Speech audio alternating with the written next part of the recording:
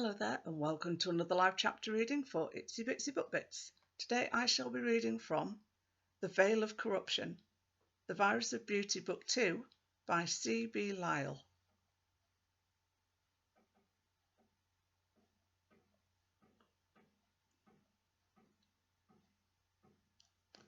Chapter 1. Wilf's Store, Hong Kong. A green fissure burst open in the grey Hong Kong sky and a constellation of tiny black stars spilled out. Wilf pushed off the wall and stared at the witches flying in a V configuration as they weaved in between the clouds. The pit in his stomach deepened. A plague of magic was entering this world, and he felt responsible. The downward spiraling fighter plane formation of brooms swept over the Wan Chai sky, above the high-rise buildings and market. Material from the witches' robes rustled and flapped overhead as they made their last approach into the Taiwan street.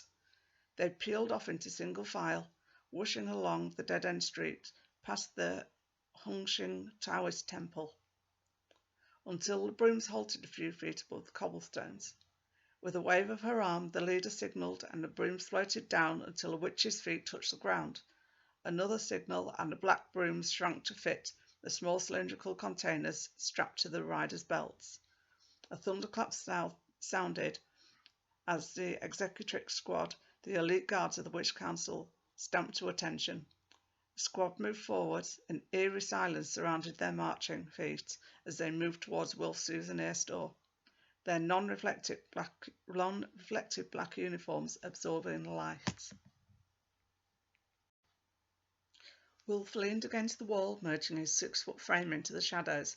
If only he could be like the locals, who were oblivious to the steady stream of witches landing on Taiwan Street from the magical realm. They typically arrived alone or in pairs when travelling by broom. He'd never seen this many arriving together. It took magical energy to navigate the thermals, so only witches in the early stages of contagion flew. Warehouse portals transported witches who were severely affected by the pulse virus. Their beautiful, radiant profiles brought tears to the eyes of the magical healers, the virus having stripped the sufferers of both their magic and their facial warts. Wilf had only witnessed a handful in the latter stages who would never have their magic and ugliness restored, but at least the antidote had saved their lives. Wilf's store was now the Witches' Council headquarters in Hong Kong. They had swooped in, taken command, and removed all the boards and advertising bills from the windows that Myra, his stepsister, had used to decide the store as abandoned before following Ermentrude and himself into the magical realm. Wilf's happiness at finding a cure for the pulse virus and some control over his own magic had disappeared when he'd realised his store, his apartments, and his life had become infected with witches. When the virus was no longer a threat and the witches' realm stabilised, they would leave and Wilf would get his own life back. He pinned his hopes to that dream. He continued to watch the progress of the executrix squad towards his store. He sighed. Perhaps he should find out why they were here. Before he could move, the door opened and Ermentrude stepped out. Wilf had become used to the head witch's doughy face and enormous wart on the end of her long beaked nose. It was her scratchy voice, blackened fingernails, and habit of stroking the bristles on her square chin that still made him wince. The squad saluted her before entering the store. Katryna collided with the witches in her haste to catch her mother. "Why didn't you defend Wilf?" Katryna said, rushing ahead and angling her rake-thin body to block her mother from reaching the door to the store's apartment. Ermentrude adjusted an enormous book in her arms. "What could I have said?" She stepped around her irate daughter. "But they were wrong. If Wilf hadn't helped, then we wouldn't have had antidote magic, or Mother Witch. They've forgotten that without him adding his magic, the veil would have collapsed and we'd all be standing trial before the Wizard Council." Ermentrude turned to face her daughter. "We're all very grateful, I'm sure, except that Miss Tendrils are roaming free around Mother Witch, causing witches to disappear. That's not how the veil spell worked for the past 14 years. It changed when Wilf added his magic." "I don't believe it," Katryna said. "That's because the bonding ritual you and that wizard performed is ruling your logic. Annulment is the only way to stop its hold over you both." She tapped the book. "The potion in here should achieve that." Ermentrude wiggled her hand and the apartment door swung open. Wilf beckoned Katryna over, hoping she'd know what was going on. His spirits rose with each step she took towards him. When the witches left and returned to their realm, Katryna would remain. They would be together. She slumped against the wall next to him, sliding her hands down the front of her jeans. She had abandoned her usual peasant blouses and skirts during the past few days. It would help her fit in better when he introduced her to his friends. Why are the executrix here? He resisted the urge to hug her, squeezing her hand instead. Degula sent for them. She says they're here to keep order, but I think she enjoys having them around because they don't question her.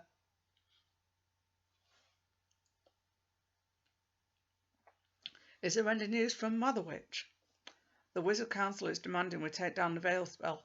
My mum thinks there will be reprisals against the Witch Council for capture of Mother Witch. She says 14 years of wanting revenge for stealing their city won't disappear overnight.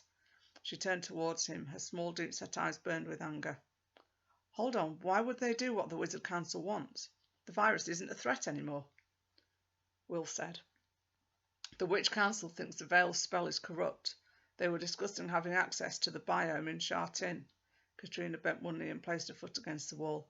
I don't understand, but my mum kept nodding in agreement. She pushed back and forth on her folded leg. My mum's still upset about the whole bonding ritual, she smiled and glanced at him through her lashes. Will's heart skipped a beat and his voice trembled. Her face when we told her. I've never seen my mum speechless before. It was 2 minutes before she drew breath, Katryna said, laughing. Wilf grinned at the memory of Ermyntrude hearing about the mating bond he and Katryna had formed. She'd gone ballistic. You've done what? Of all the irresponsible rituals to perform, you decided that was the best one to use? She had been in the store when they'd told her. Wilf was glad Ermyntrude's magic had diminished in the battle with Myra and Selden. He had explained that it had seemed the best way for Katryna to no longer be under Highwell's direct control. It still made sense to him. Ermyntrude had paced the store. We must annul it before the attraction becomes too strong, she stopped in front of him. Until then, you keep your hands and, she glanced towards his crotch, everything else away from my daughter. Her words still echoed around his head occasionally.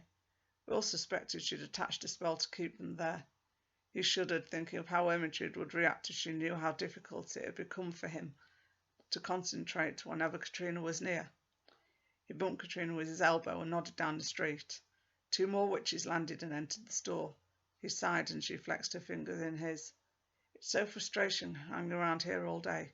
I want to help more, Katryna said. I know what you mean. Wilf wanted to be out searching for Myra. It had been 2 days since his stepsister had escaped into the thermals on a broom. But until they had vaccinated all the witches, no one seemed to think searching for Myra was a top priority. Ermyntrude had said they had advised the witches in Mother Witch to apprehend Myra on sight, and they had placed her name on a wanted list for crimes against the council and the murder of Reginald, Wilf's father. It wasn't enough. Wilf itched to be part of the search party.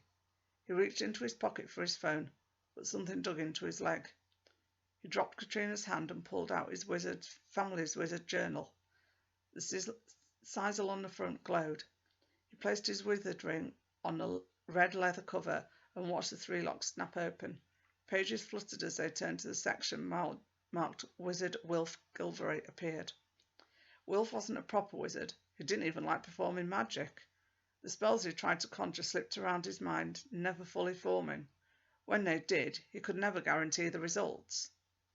He would much rather be a normal soccer-playing high school student. He slid down to the ground and sat, resting his back against the wall, and Katryna drifted down next to him. The journal's written an entire section on our finding the antidote to cure the pulse virus, Katryna said, leaning closer to read. He wished she felt the same excitement as she did. There are a few lines about Ermyntrude taking me to Witherwich by broom through the thermals. You're mentioned here too, Wilf said, nudging her with his elbow. Katryna turned the page. It mentions that terrible trip through the veil where we nearly lost you to the Guardians.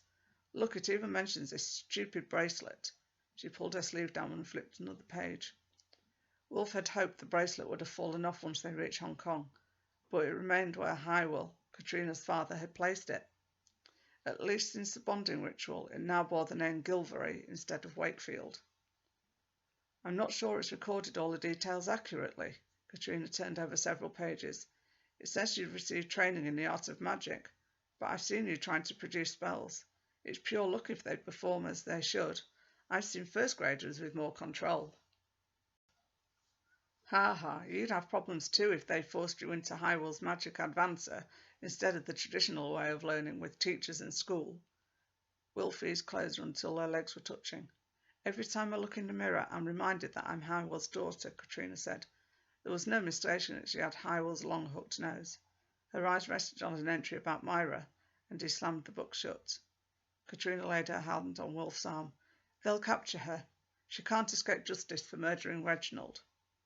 Wilf hugged his knees. At least Hyrule was behind bars for killing his mother. He still had a hard time reconciling the stepsister he'd loved as being a murderer of their father. The battle for the store had happened 2 days ago and she'd eluded capture. Katryna put her hand under Wilf's chin and turned his face to hers. It's no one's fault she got away. Wilf smiled, then dropped his gaze. I know, but I can't sit here doing nothing. He sat up straight. Why don't we take a broom? Go after her. Katryna shook her head. Mum would stop us. He stood. Don't reject it without even trying. Katryna held out her hand for Wilf to pull her up. You can't fly a broom through the thermals. I've ridden through them a bunch of times, Wilf said, folding his arms. That wasn't true, and they both knew it. The route between realms was full of spectres, lost souls who attacked travellers. Pathways opened and closed, and trapped inexperienced riders inside, never finding an exit. Katryna gave a laugh. As a passenger, but flying a broom isn't an option for you. I don't see why not. If you don't want to try, I'll do it on my own. But it's impossible. She tried to take his arm, but he lifted it out of the way. You seriously want to try flying a broom? Yes, Wilf returned the journal to his pocket. He would rather she came with him. Katryna had spent her entire life in a magical realm, learning to conjure spells. Magic was part of who she was, whereas he'd be happier if he never performed another spell. If only that were an option. Katryna thought he didn't practice magic enough, but that wasn't true. It didn't matter how hard he tried. Some spells just refused to work for him. Come with me, Katryna said, walking to the apartment. Wilf ran to catch up. She put her finger to her lips and tiptoed past the kitchen. Bat's blood, Ermentrude said. Wisps of blue smoke seeped down the stairs.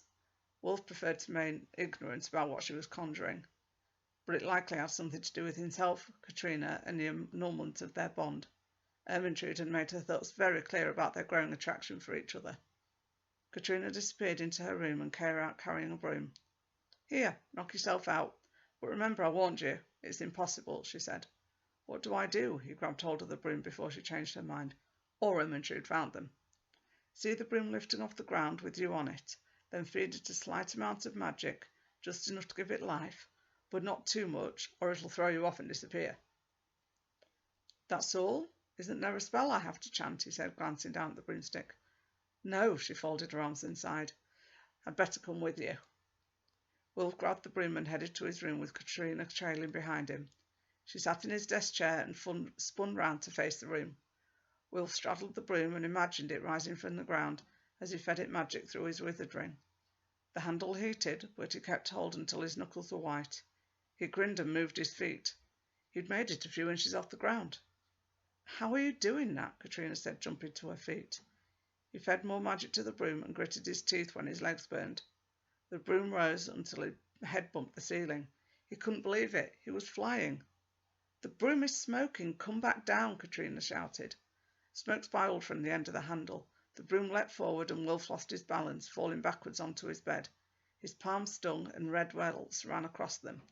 The broom bounced around the room, leaving scorch marks on posters of the Newcastle United football team and St James's Park football stadium. He jumped up, trying to catch the broom as it came overhead, but only smacked it against the wall. It slid down. Katryna was laughing so hard tears ran down her face. You look ridiculous. A blinding flash filled the room as it touched the floor. Wilf blinked until his vision cleared, then rolled to the edge of the bed and peered down. A pile of ash and a burn scar on his rug were all that remained of the broom. Katryna blinked and rubbed her eyes. It's all right. I never really liked that broom.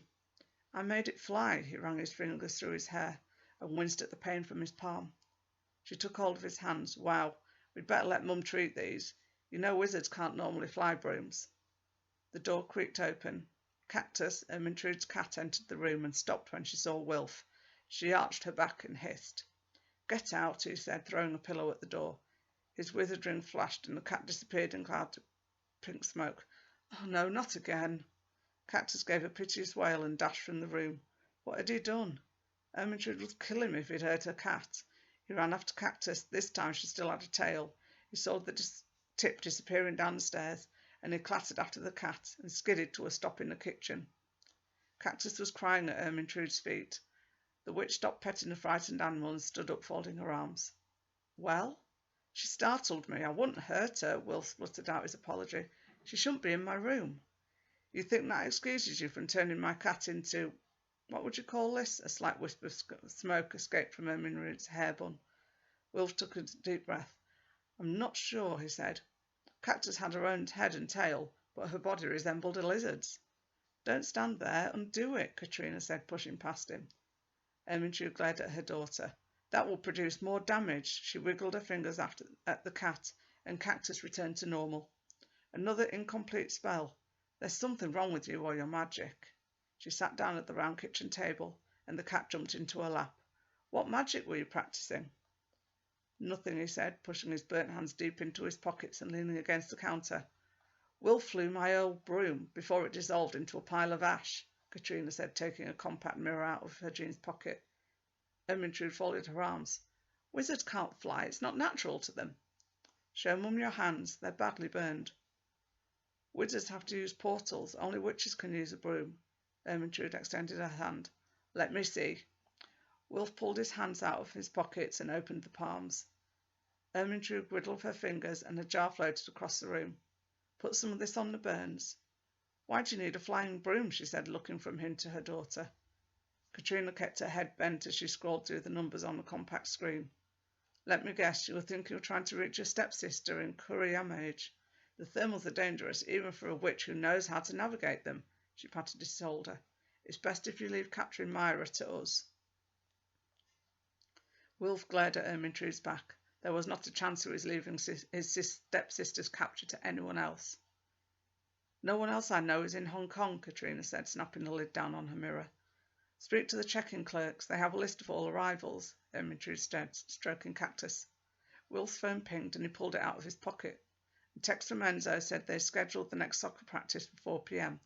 He'd be able to get out of here and leave the witches and their problems behind. But he had hours until then. If he could believe the time and the date his phone was displaying. "This phone's messed up," Wilf said, thumping down at the table. His knee banged the leg, causing porcelain mugs to rattle and slosh their contents. "What makes you say that?" Ermintrude snatched up the papers she'd been reading. "The date's all wrong." "Are you sure?" A striped dish towel flew across the room and mopped up the spilled brew. "We can't have only been away for only 1 week," Will said, thumbing through his messages. "Why ever not? 1 week sounds about right to me," Ermintrude said, pushing the cat up her lap and standing. "Time doesn't move the same within realms.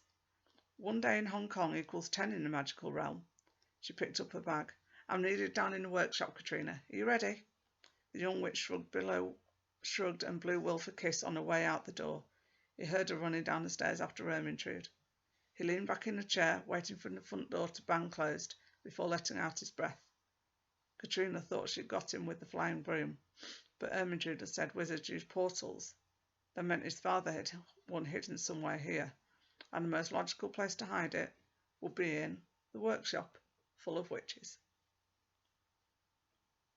I hope you enjoyed the chapter reading and that you'll go check out the book. Thanks very much for watching. Bye-bye.